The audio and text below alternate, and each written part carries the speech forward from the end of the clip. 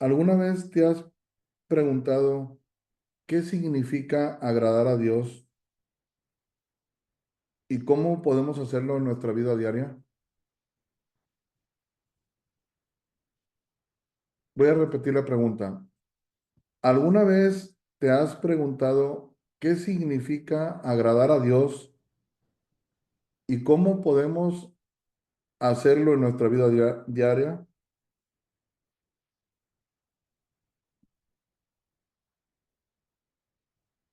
Hoy vamos a ver ejemplos de personas que agradaron a Dios con el propósito de que podamos aprender conforme lo que la Escritura nos marca.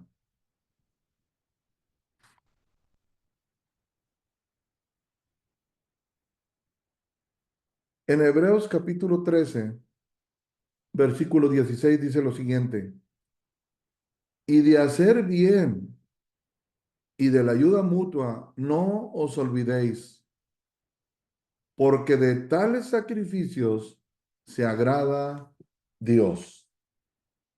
Vamos a empezar a entender en qué cosas se agrada a Dios. Y dice aquí en particular dos: de hacer bien. Todo lo que tú puedas encerrar como hacer el bien, como ayudar a otra persona. Dice, y de hacer bien y de la ayuda mutua no os olvidéis, porque de tales sacrificios se agrada a Dios. Si tú vas a hacer el bien a otra persona, si tú vas a ayudar a otra persona, aunque te implique un esfuerzo, aunque te implique un sacrificio, aunque te implique un gasto económico, inversión de tu tiempo, pero si lo haces, dice aquí, se agrada a Dios.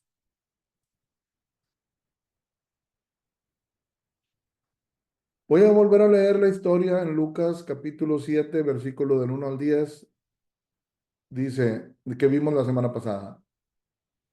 Versículo 1. Después que hubo terminado todas las palabras al pueblo que le oía, entró en Capernaum. Y el siervo de un centurión, a quien éste quería mucho, estaba enfermo y a punto de morir. Cuando el centurión oyó hablar de Jesús, le envió unos ancianos de los judíos rogándole que viniese y sanase a su siervo. Y ellos vinieron a Jesús y le rogaron con solicitud, diciendo, es digno que le concedas esto porque ama a nuestra nación y nos edificó una sinagoga.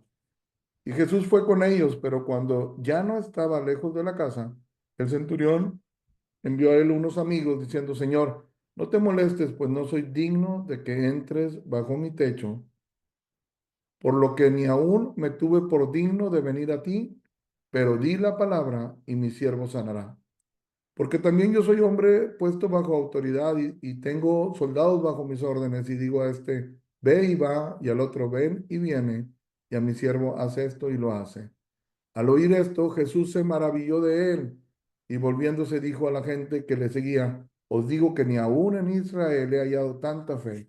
Y al regresar a casa, los que habían sido enviados hallaron sano al siervo que había estado enfermo. Ok. Como les comenté el mensaje pasado, de la semana pasada, esta historia que nos deja ver entre el centurión y Jesús tiene muchas enseñanzas, pero hoy vamos a ver esto. El primer versículo que les compartí en Hebreos 13:16 dice, y de hacer bien y de la ayuda mutua no os olvidéis, porque de tales sacrificios se agrada a Dios, de hacer bien y de la ayuda mutua. Este centurión, dice, y el siervo de un centurión, a quien éste quería mucho, estaba enfermo y a punto de morir. El punto aquí es que está este hombre, este centurión, tiene un siervo y esa persona estaba muy enfermo, grave.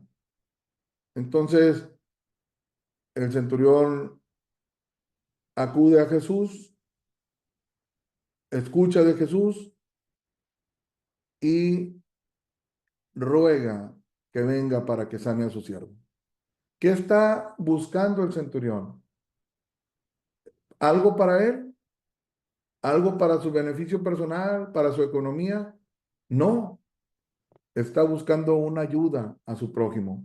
Está buscando que Jesús pueda sanar, en este caso, a esa persona que estaba enferma.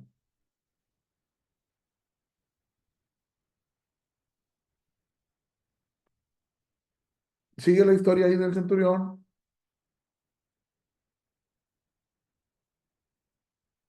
Se acerca Jesús a la casa y le dice que no soy digno de que entres bajo mi techo, ni me tuve digno por venir a ti, pero di la palabra, dice, y mi siervo sanará. El punto era este. Ese centurión quería hacerle bien al prójimo. Ese centurión, quizás movido a compasión, quizás esa persona que estaba muy enfermo todavía tenía responsabilidades fuertes con su familia. Si llegaba a morir en ese momento podía ser una grande afectación. No sé. Pero el punto es que este hombre estaba viendo por la necesidad de otro. Y ahí se desprende la confianza que tenía en Jesús. Dice, yo soy hombre puesto bajo autoridad, yo también tengo superiores, me dan una orden, la obedezco, le doy órdenes a mis subordinados, me obedecen. Así que yo reconozco en ti, Jesús, que tú eres todopoderoso. Solamente di la palabra y mi siervo sanará. Luego en el versículo 9 ya vimos, lo estamos repitiendo para que pueda quedar bien grabado en nuestra mente. Al oír esto, Jesús se maravilló de él y volviéndose dijo a la gente que le seguía, os digo que ni aún en Israel he hallado tanta fe. Un reconocimiento a la fe de este hombre. Un reconocimiento a que veía la autoridad, pero también un asombro y una admiración de la ayuda, de hacer el bien. Porque Jesús no solamente vio que este hombre reconocía su autoridad, sino también vio que este hombre estaba haciéndole el bien al prójimo. ¿Cuántas veces nosotros oramos? ¿Cuántas veces nos acercamos a Dios para pedir que nos ayude a nosotros a resolver un problema para mí? Oramos por nosotros mismos. Bueno, en este caso, este centurión está viendo para hacer el bien al prójimo. En Hebreos 11:6 dice, pero sin fe es imposible agradar a Dios. Si no tenemos fe, dice aquí claramente que no se puede, imposible. La palabra imposible lo dice todo. No se puede agradar a Dios. O sea, no puede Dios estar contento, no puede Dios estar satisfecho, no puede Dios estar feliz si no tenemos fe. Esto viene en el libro de Hebreos, en el capítulo 11, el versículo 6. Pero hay algo muy importante. Vamos a ver qué dice el versículo anterior, en Hebreos 11:5. Dice Hebreos 11:5. Por la fe, Enoc fue traspuesto para no ver muerte y no fue hallado, porque lo traspuso Dios y antes que fuese traspuesto, tuvo testimonio de haber agradado a Dios. Aquí en Hebreos 5, primeramente, dice que hubo un personaje, hubo una persona, Enoc, y dice que esta persona, Enoc, por su fe, fue traspuesto para no ver la muerte. ¿Qué quiere decir esto? Que, que él no murió como normalmente sucede con todos los seres humanos. Esta fue una persona que por su fe, este, fue llevado al cielo con Dios sin haber pasado por el evento de la muerte. Dice, por la fe no fue traspuesto para no ver muerte y no fue hallado. O sea, la gente lo buscaba, ¿dónde está Enoc? No, no lo encontraron, no es de que digan, Mira, lo encontramos en el huerto, en la parcela, en su casa, en su cuarto. Ahí estaba ya sin respirar. No supimos en qué momento le dio un infarto. No, nada de eso. No lo hallaron porque fue traspuesto, porque lo traspuso Dios. Y antes que fuese traspuesto, o sea, antes de que Dios se lo llevara al cielo, tuvo testimonio de haber agradado a Dios. Aquí nos dice, así como el centurión logró generar, logró agradar al Señor porque tuvo una fe sincera, una confianza plena en Jesús, en su autoridad, así Enoc también tuvo un testimonio. O sea, la gente podía testificar que no agradaba a Dios. La gente podía testificar que Dios se agradaba de Enoc, que estaba feliz con él.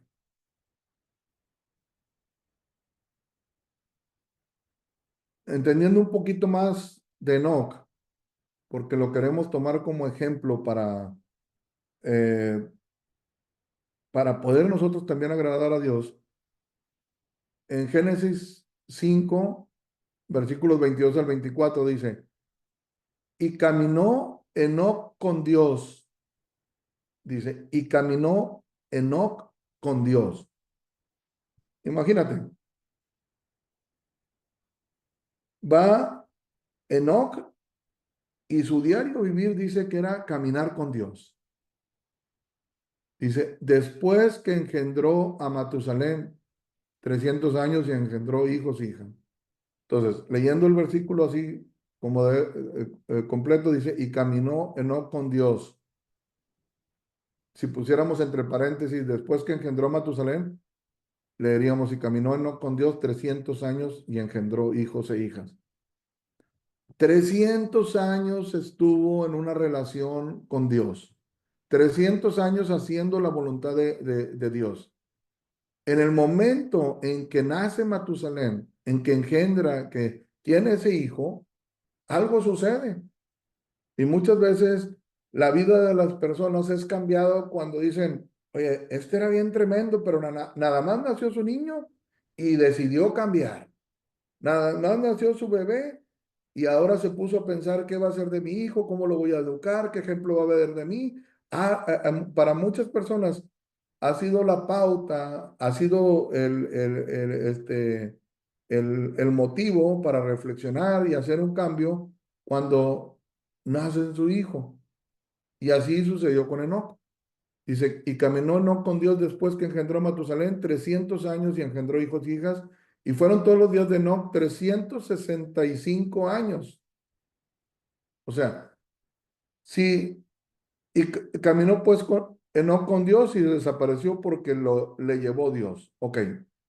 Fueron todos los días de Enoc 365 años. Ese desde que nació hasta que fue llevado directamente con Dios. 365 años. Pero la escritura nos hace un énfasis que 300 años fueron los que caminó. Entonces, imagínate, si tú le restas 365 menos 365 años, no dice la escritura que caminó con Dios. En el momento en que van a ser el hijo de Enoch, hay un cambio y a partir de ese momento camina con Dios.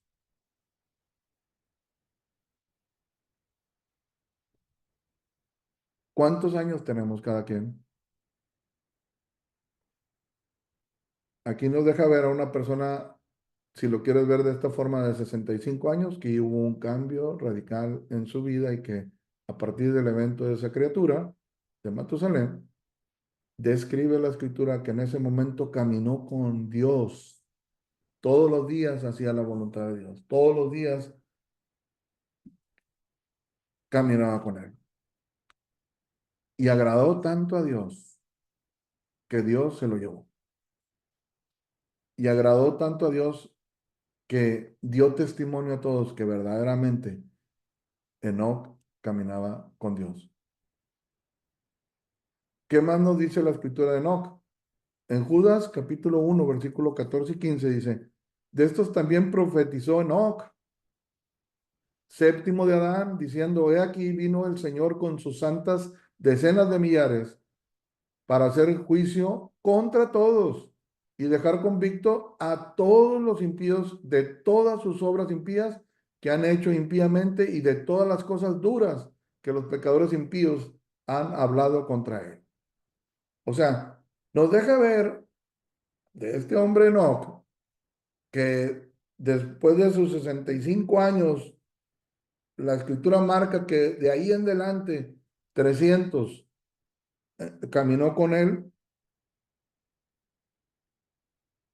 que él predicaba la palabra. De estos también profetizó Enoch. Enoch hablaba de parte de Dios. ¿Y qué predicaba Enoch? Diciendo, he aquí, vino el Señor con sus santas decenas de millares para hacer juicio contra todos. Ese hombre que agradó a Dios, ese hombre que caminaba con Dios. ¿No? Veamos un ejemplo. Van dos personas caminando, pueden ir en silencio, pueden ir platicando, pero imagínate caminar con Dios, pues te va a estar enseñando lo que debes de hablar, lo que debes de decir, cómo te debes de conducir, cómo debes reaccionar, cómo debes de enfrentar esta vida. En ese caminar diario con Dios, en esa comunión que no tenía con Dios, hablaba a la gente. ¿Por qué? Porque recibía directamente de Dios lo que tenía que compartir. Y decía, vino el Señor con sus santas decenas de millares. El Señor va a venir. Dice, para hacer juicio contra todos. ¿Contra quién? Todos. Y todos son todos. Todos te incluye a ti y me incluye a mí. Y va a dejar convictos a todos los impíos de todas sus obras impías.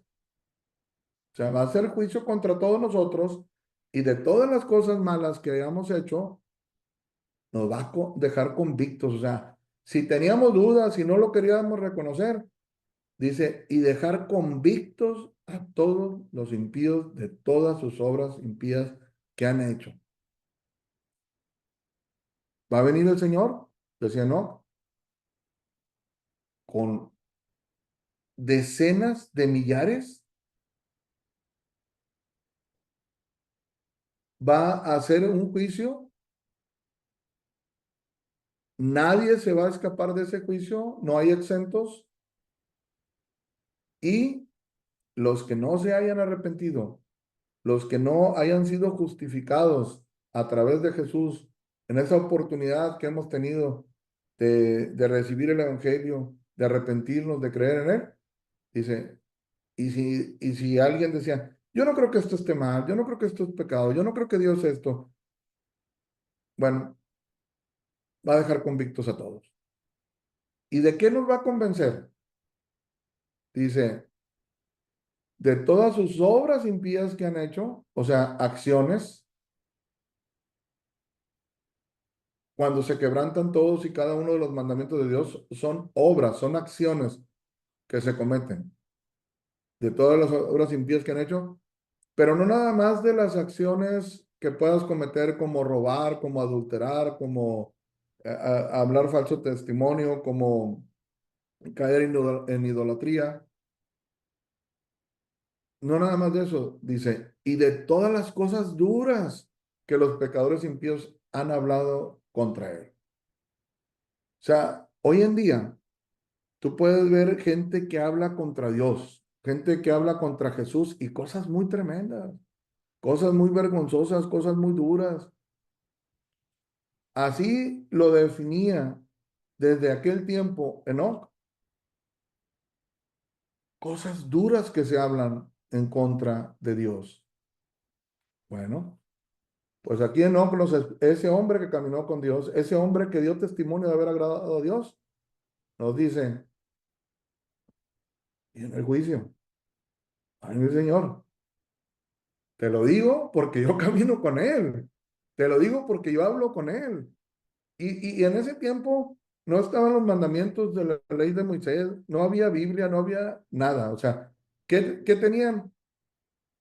Hab- eh, Entendían perfectamente lo de Adán, entendían la desobediencia que hubo a Adán, iban viendo lo que sucedió, cómo Adán fue expulsado y eran tiempos de mucha maldad, eran tiempos de mucha rebeldía. Inclusive cuando nace Matusalén, al tiempo de morir Matusalén, en ese momento viene el diluvio. ¿Por qué? Porque la maldad se iba incrementando, se iba multiplicando hasta que llegó un punto que Dios manda un diluvio para barrer con todo. Entonces, este hombre Enoch, este hombre que dio testimonio, que agradó a Dios, que caminó con Dios, vemos lo que nos estaba compartiendo desde ese tiempo. En el libro del profeta Amós, capítulo 3 versículo 3 dice, ¿andarán dos juntos si no estuvieran de acuerdo? La respuesta obligada es no. No se puede andar junto con una persona que no estás de acuerdo. Y si es el caso que vas con una persona y no estás de acuerdo, ya estás esperando el momento que se acabe el caminar para que él se vaya por su camino y tú te vas por el otro. ¿Por qué? Dicen, no soporto, es que no estamos de acuerdo, es que pensamos diferente, es que somos muy distintos, muy... Y entonces no se puede caminar. Entonces, ¿cómo crees tú que Enoch pudo caminar 300 años con Dios? Porque estaba de acuerdo. ¿Quién se sujetó a quién? ¿Quién crees tú que tenía la razón y quién dijo, yo te sigo? Enoch reconoció en Dios su sabiduría, su autoridad y pudieron caminar juntos. Pudieron caminar juntos. Y eso que dice Judas que compartió Enoch, pues imagínate, van caminando día a día, pues el Señor le revelaba a su siervo lo que él iba a hacer, como cuando le comentó a Abraham lo que iba a hacer con Sodoma y con Gomorra, y como lo vamos a ir viendo aquí más adelante.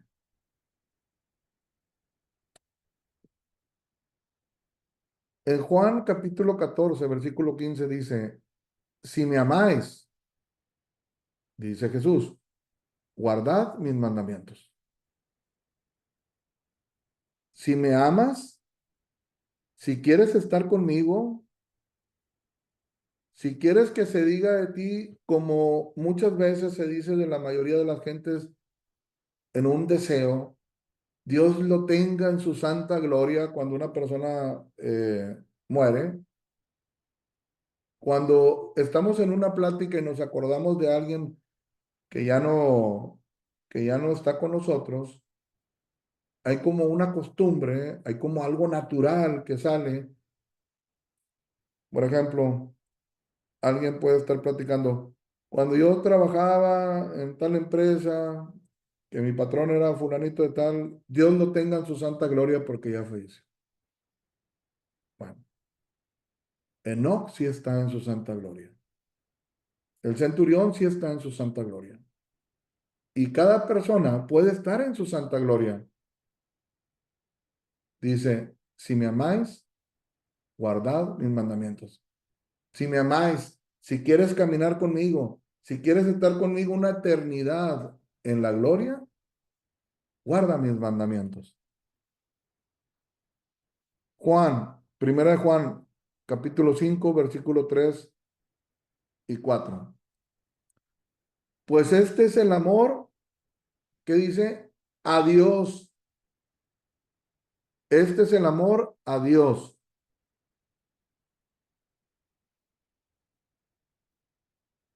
No el amor al prójimo, no el amor a mi esposa, no el amor a mi esposo, no el amor a mi hijo, no.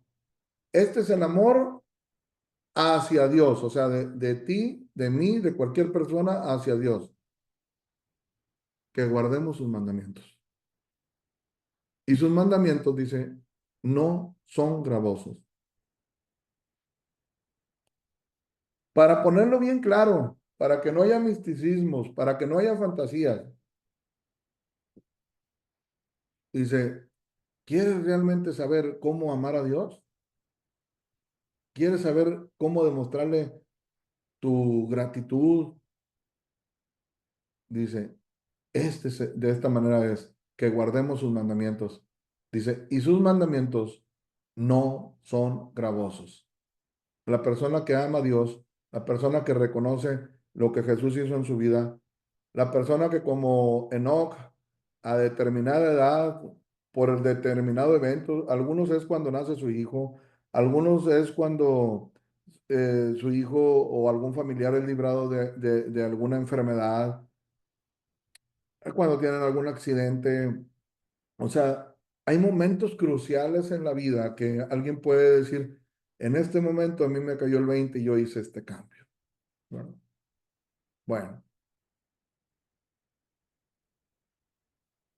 queremos demostrarle el amor a Dios, queremos que Dios se agrade con nuestras vidas, queremos nosotros caminar con Él y que Él camine con nosotros y que andemos los dos juntos estando de acuerdo, hay que guardar sus mandamientos. Dice, y una vez que lo ves de esa manera, dice, sus mandamientos no son gravosos, no es difícil. Versículo 4. Porque todo lo que es nacido de Dios vence al mundo. ¿Quién es un nacido de Dios? Una persona que, aunque haya vivido en pecado, 65 años, vamos a ponerlo así, de estar haciendo, de no caminar con Dios, 65 años de caminar solo, conforme a tu propia opinión, conforme a lo que crees que es mejor para ti, permitiéndote hacer cosas que no debes de hacer, pero por las circunstancias me obligan, no me quedaba de otra, etcétera, etcétera. Caminando solo, no, o en compañía, vamos a decirlo así, de otros, pero no es Dios. Pero llega un momento que llega el Evangelio, llega la palabra a tu vida y, y dice, porque todo lo que es nacido de Dios vence al mundo. Y esta es la victoria que ha vencido al mundo, nuestra fe. Entonces, aquí el apóstol Juan está diciendo, amar a Dios es guardar su palabra.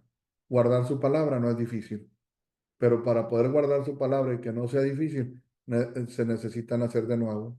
Y si naces de nuevo, la única forma como puedes caminar con Dios es a través de la fe en Jesús. Esa fe que tuvo ese centurión, esa fe que tuvo Enoch. En Juan, capítulo 14, versículos 21 al 24, dice, el que tiene mis mandamientos, o sea, quien sea, la persona que sea, hombre, mujer, joven, de edad avanzada, rico o pobre, quien sea, donde vivas, el continente que sea, el país que sea, la ciudad que sea, el que tiene mis mandamientos y los guarda, ese es el que me ama. Número uno, tenerlos, conocerlos. Y número dos, guardarlos, o sea, ponerlos en la práctica. Esa es la persona que me ama. Y el que me ama será amado por mi Padre, y yo le amaré y me manifestaré a él. Aquí el apóstol Juan está escribiendo en este evangelio lo que él vio acerca de lo que Jesús decía. Y Jesús dice, el que tiene mis mandamientos y los guarda, ese es el que me ama. No el que me dice Señor, Señor, sino el que hace la voluntad de mi Padre, el que obedece. Ahora, le dice, y el que me ama, o sea, esa persona que ya tiene mis mandamientos y que los obedece, es el que me ama. Y el que me ama no va a parar ahí, dice. será amado por mi Padre. O sea, sabemos que Dios es Padre, Hijo y Espíritu Santo. Santo. Entonces, así que una persona escucha mis mandamientos, los guarda, me está demostrando su amor. Y esa persona que me demuestra su amor, que me ama, será amado por mi Padre. Y yo le amaré, Jesús le está diciendo, yo también le amaré y me manifestaré a él. Versículo 22 le dijo Judas, no el Iscariote, Señor, ¿cómo es que te manifestarás a nosotros y no al mundo? ¿Cómo es que caminaremos nosotros contigo y todo el mundo no? Entonces Jesús no ignoró esa pregunta. Jesús le responde en el versículo 23, respondió Jesús y le dijo, el que me ama, o sea, quien sea, la persona que me ama, mi palabra guardará. Así te vas a dar cuenta, va a guardar mi palabra. Y mi Padre le amará y vendremos a él y haremos morada con él. Pero el que no me ama, vamos a hablar como para responderle, o sea, el mundo, cuando estás en el mundo, cuando estás en tu vida de pecado, cuando estás en tus placeres, en tus deleites, el que no me ama, dice, no guarda mis palabras, las escucha, pero no las hacen. Tiene mis mandamientos, pero no los obedece. Dice, el que no me ama no guarda mis palabras y la palabra que habéis oído no es mía, sino del Padre que me envió. O sea, entonces aquí veíamos, recapitulando, Enoc caminó con Dios, agradó a Dios, inclusive lo agradó tanto que que Dios se lo llevó antes de que él viera la muerte. El centurión oyó hablar de Jesús, confió en Jesús, creyó en él, creyó en su autoridad y le dijo, solamente tú di la palabra y mi siervo sanará. Agradó a Dios porque tuvo una fe que es la que nos dice la Biblia que agrada a Dios y porque el mismo Señor Jesucristo dio testimonio para que no hubiera duda de que él, esa era la fe que buscaba.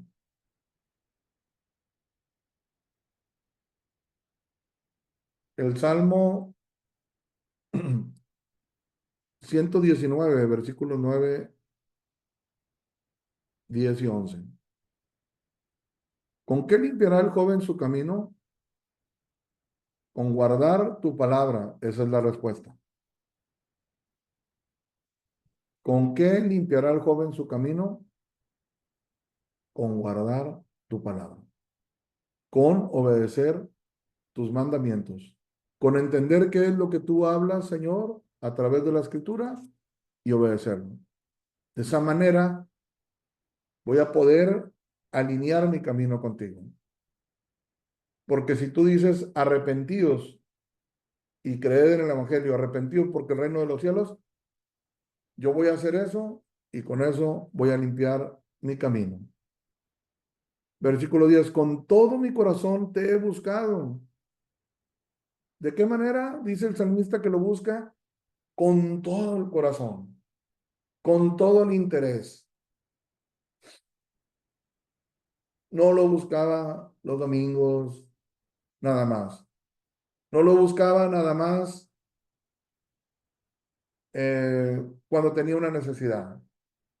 Y no lo buscaba de una manera light, de una manera ligera. No dice, hace una descripción, con todo mi corazón te he buscado. Pregunté al principio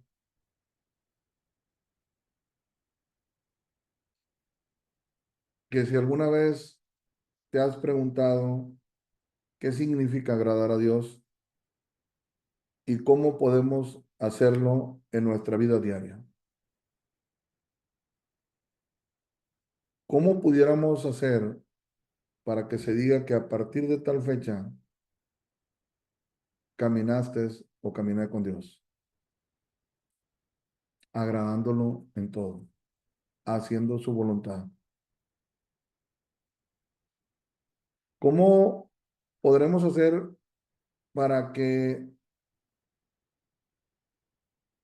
no caminemos ya solos en este mundo, sino que, como dice ahí en Amós, cómo caminarán dos juntos si no estuvieran de acuerdo?